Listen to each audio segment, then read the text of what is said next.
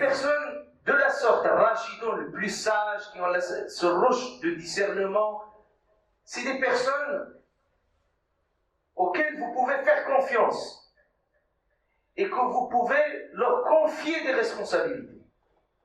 Vous avez l'assurance que ces personnes-là, ils vont faire le boulot, ils le font bien comme il faut, et en même temps, vous aurez la certitude que ces personnes-là, ils ont tout le sens de pondérance et de la sagesse qui leur permet de s'adapter aux situations. Vous n'avez pas besoin même de les conseiller.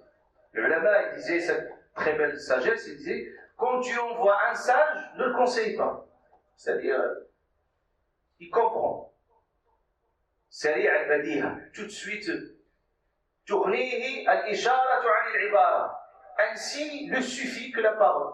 Tout de suite, il comprend, il saisit les choses, il fait les choses. C'est pour ça le prophète, quand il a envoyé à Médine, avant qu'il arrive à Médine, vous imaginez pas le travail impressionnant qu'il a fait. Qui il a envoyé? Il a envoyé Mus'ab ibn Umayr.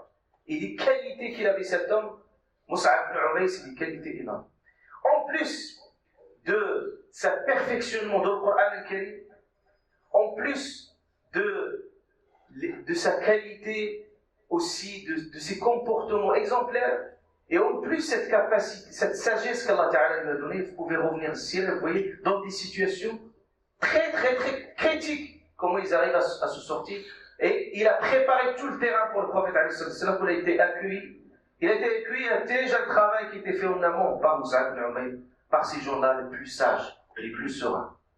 Donc, Al-Rushd ici, les choses aussi auxquelles qui accordent Al-Rushd, toujours en référence au Coran al-Karim, c'est la connaissance et le savoir. Si vous voyez quelqu'un qui apprend, mais qui voit que ce savoir ne le rend pas mature, ce savoir ne lui donne pas les moyens de prendre les bonnes décisions, les décisions justes, arbitrer entre les choses, avoir la capacité de discernement, qu'il fait autre chose. Parce que l'ilm n'a aucune fonction. C'est ça sa fonction. La preuve, c'est c'est le Khidr, alayhi salam, quand il a trouvé le contrat d'apprentissage qu'il avait entre le Khidr, aujourd'hui on parle de contrat d'apprentissage, c'est ça le contrat qu'il avait entre le Khidr, alayhi salam, et entre Moussa, alayhi salam.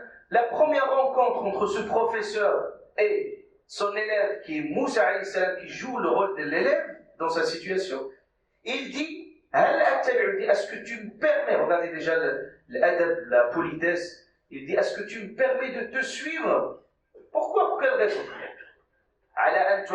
Pour que tu m'apprends, mimma ulimt, de ce qu'Allah t'a appris. Mais tu m'apprends quoi? Il a dit, mimma ulimta rushdan, tu m'apprends ça, le sens de rushd, de discernement. C'est pas des informations qu'on a dans la tête. C'est pas le savoir, c'est des connaissances, c'est un réservoir. Il peut quelqu'un être un réservoir de savoir, de connaissances. Mais le but, c'est quand vous avez une voiture, le réservoir il est plein, mais c'est quoi le but d'un carburant? Le but, c'est de faire qu'il soit combustible, qui permet à cette voiture de prendre le chemin. Ben, même par rapport au savoir, la connaissance, c'est celle qui permet de prendre la route. Et aussi d'être juste dans ses décisions. فنسأل الله عز وجل أن يرشدنا وأن يرزقنا وإياكم الرشاد في الأقوال وفي الأفعال. اللهم إنا نسألك الرشاد في الأقوال والأفعال برحمتك يا أرحم الراحمين. ربنا آتنا من لدنك رحمة وهيئ لنا من أمرنا رشدا.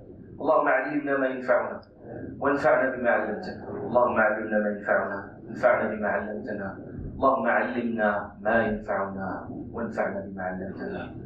علمنا يا رب العالمين. يا معلم إبراهيم علمنا. يا مفهم سليمان فهمنا. اللهم يا مفهم سليمان فهمنا. آمين.